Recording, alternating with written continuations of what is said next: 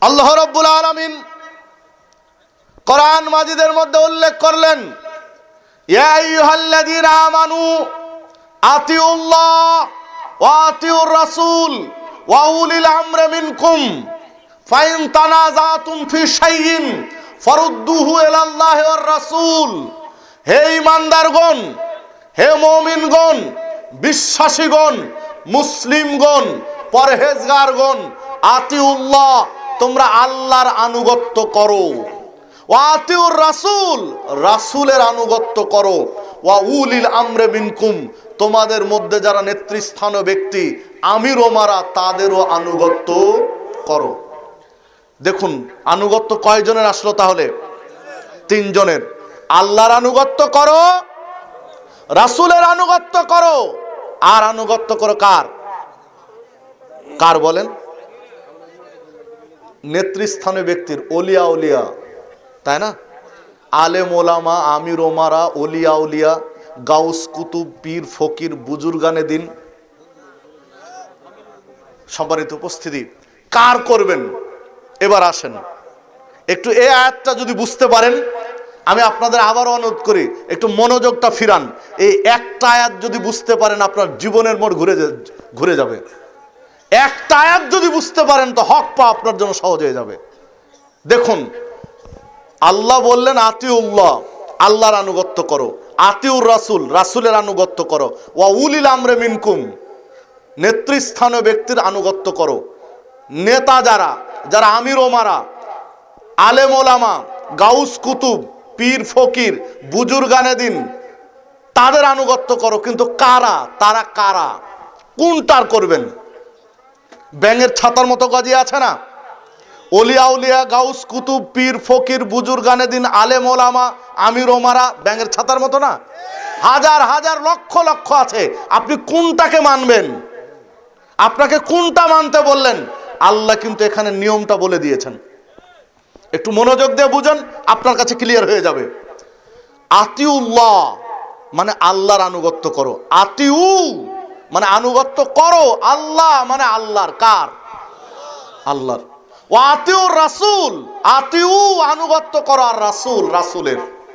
ও উলিল আমরি মিনকুম, আতিউ আছে কি? আতিউ আছে। আল্লাহর আনুগত্য করো, আতিউ আছে না নেই? আতিউ মানে কি? আনুগত্য করো। আতিউ মানে আনুগত্য করো। আতিউ মানে তোমরা আনুগত্য করো। আতিউল্লাহ মানে আল্লাহর আনুগত্য করো। ও আতিউর রাসূল, রাসূলের আনুগত্য করো। ও উলিল আমরি মিনকুম, আতিউ আছে কি? মানে নেতারও। ও উলিল আমরি মিনকুম মানে আমিরেরও, নেতারও, ওলামার, ওলামাদেরও। কার? কোন ওলামা?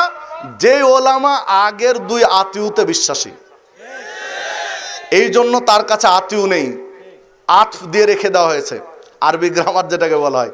মানে যে ওলামা, যে আমির ওমারা, যে গাউস কুতুব, যে পীর ফকির, যে বুজুর্গানে দিন আল্লাহ এবং রাসূলের আনুগত্য করে, তার আনুগত্য করো। মানে এই জন্য তার ক্ষেত্রে আতিউ নেই, এই জন্য তার ক্ষেত্রে আতিউ নেই। মানে যে ওলামা, যে আমির ওমারা, যে গাউস কুতুব, যে পীর ফকির, যে বুজুর্গানে দিন আল্লাহ এবং রাসূলের আনুগত্য করে, তার আনুগত্য করো। তারপরেও আরো পরিষ্কার করে দিয়েছেন আল্লাহ রাব্বুল আলামিন, ফাইন তানাযাতুম ফি শাইইন, যদি তোমাদের মধ্যে তানাজা হয়, যদি তোমাদের মধ্যে ঝগড়া হয়, যদি তোমাদের মধ্যে ফিতনা হয়, মতনৈক্য হয়, মতপার্থক্য হয়, দ্বন্দ্ব হয়, ফাসাদ হয়, ফারুদ্দুহু, ফিরে যাও, ফারুদ্দুহু, ফিরে যাও, ইলাল্লাহি ওয়ার রাসূল, আল্লাহ এবং রাসূলের দিকে আত্মসমর্পণ করো, আল্লাহ এবং রাসূলের বিধানের কাছে। বাদ গেল কে বলেন তো? উলিল আমর বাদ গেল। বাদ গেল কে? তাহলে ফিতনা হয়েছিল কার কথায়? উলিল আমর। যার কথায় ফিতনা তিনি তো বাদ গেছেন। যদি রাসূলের কথায় ফিতনা হতো তাহলে রাসূল বাদ যাওয়ার কথা ছিল, আল্লাহর কথায় ফিতনা হলে আল্লাহ বাদ যাওয়ার কথা ছিল। আল্লাহ এবং রাসূলের দিকে ফিরে যাও মানে তৃতীয় নাম্বারটা বাদ গেছে, মানে সমস্যা হয়েছে তার কাছ থেকে। সমস্যা হয়েছে তার কাছ থেকে তারটা বাদ দাও, ফিরে যেতে হবে। যেখানে সমস্যা, যেখানে বিপদ, যেখানে সমস্যা, যেখানে মানুষ দুটা ভাগ হয়ে গেছে, কেউ মানছে এটা, কেউ মানছে ওটা, তখন ফিরে যেতে হবে কোথায়? আল্লাহ এবং রাসূলের দিকে। কথা আল্লাহ বলছেন কোরআন মাজিদে, আল্লাহ বলছেন কোরআন মাজিদে। একটু হৃদয়টা খোলা রেখে শুধু মেনে নিলেই সহজ। দেখুন আল্লাহ রাব্বুল আলামিন আরো ক্লিয়ার করে দিয়েছেন সূরা হাশর ৭ নম্বর আয়াত, মা তাকুমুর রাসূল ফাখুদুহু, রাসূল যা দেন ওইটা গ্রহণ করো, ওমা নাহাকুম আনহু ফান্তাহু, তিনি নিষেধ করেন ছেড়ে দাও। রাসূলের দেওয়াটা গ্রহণ করো, তার নিষেধ ছেড়ে দাও।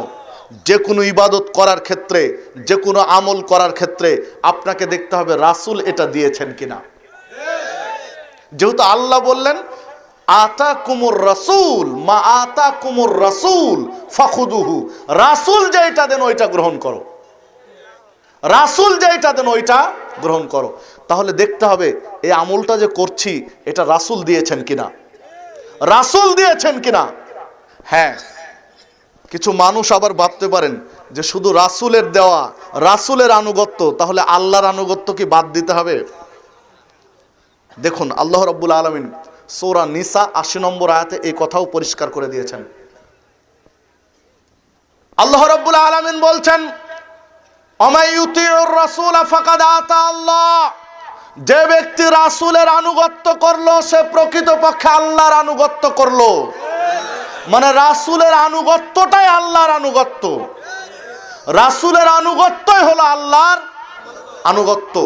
সম্মানিত উপস্থিতি, রাসূলুল্লাহ সাল্লাল্লাহু আলাইহি ওয়াসাল্লামের অনুসরণ করতে আল্লাহ রাব্বুল আলামিন বলছেন, রাসূল সাল্লাল্লাহু আলাইহি ওয়াসাল্লাম নিজেও বলছেন, মান আতা মুহাম্মাদান সাল্লাল্লাহু আলাইহি ওয়াসাল্লাম ফাকাদ আতা আল্লাহ, যে ব্যক্তি মুহাম্মদ সাল্লাল্লাহু আলাইহি ওয়াসাল্লামের আনুগত্য করলো সে প্রকৃতপক্ষে আল্লাহর আনুগত্য করলো।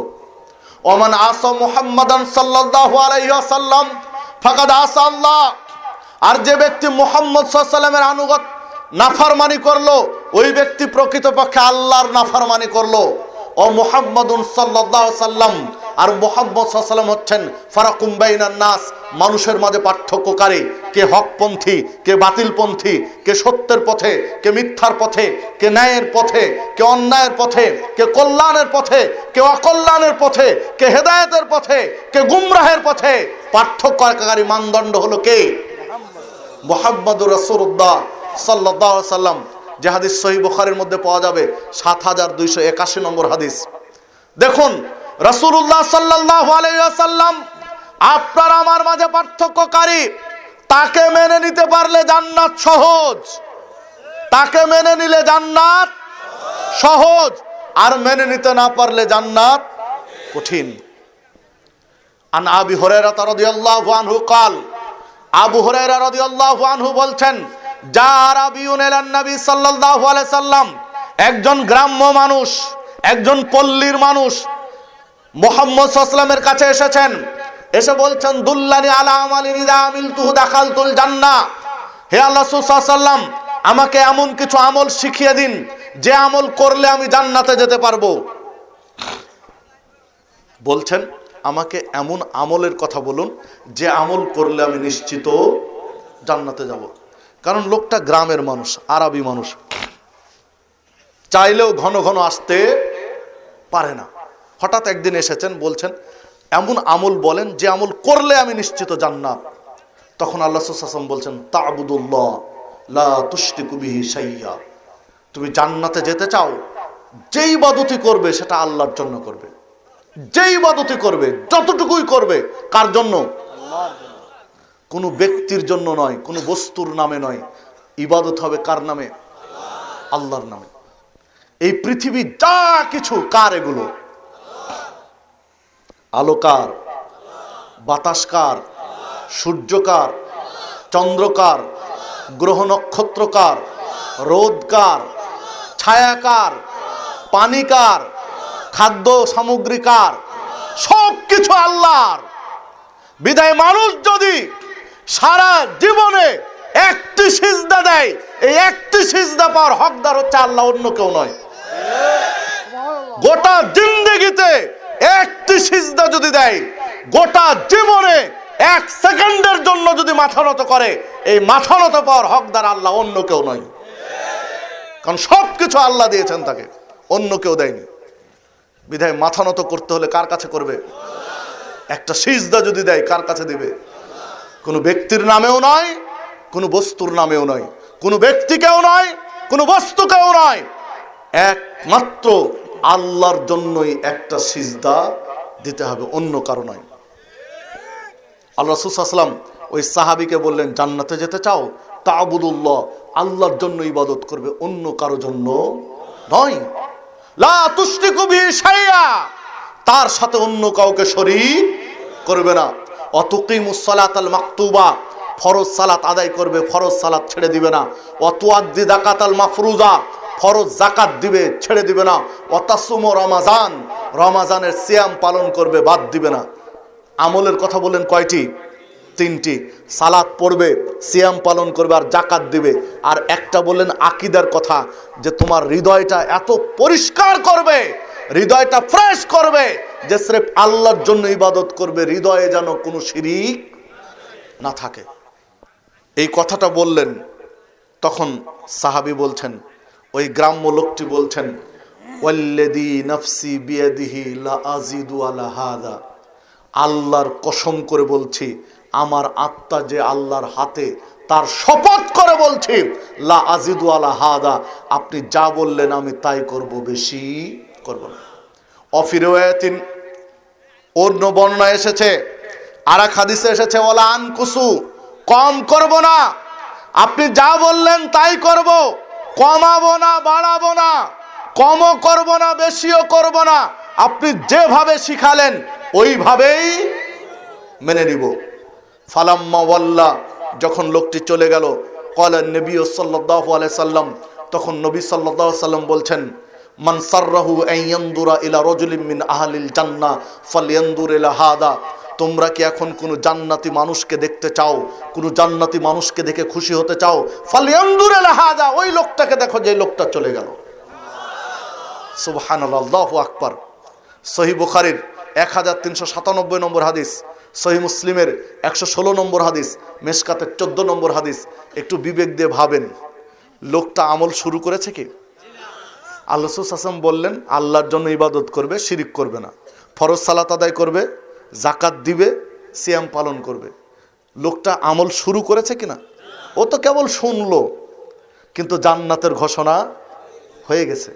জান্নাতের ঘোষণা কি আল্লাহ রাসূল সাল্লাল্লাহু আলাইহি ওয়াসাল্লাম নিজের পক্ষ থেকে দিয়েছেন, না আল্লাহ দিয়েছেন? আল্লাহ যদি ঘোষণা না দিতেন, মুহাম্মদ সাল্লাল্লাহু আলাইহি ওয়াসাল্লাম নিজের পক্ষ থেকে বলবেন যে ওই লোকটা জান্নাতি?